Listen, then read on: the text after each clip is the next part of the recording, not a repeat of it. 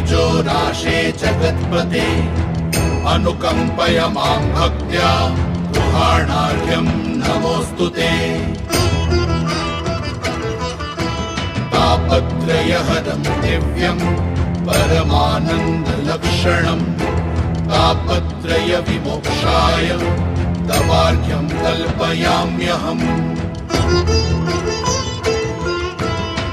नमो भगवते तुभ्यं नमस्ते चातुर्वेदसे दत्तमर्घ्यं मया भानो त्वं गृहाण नमोऽस्तु ते।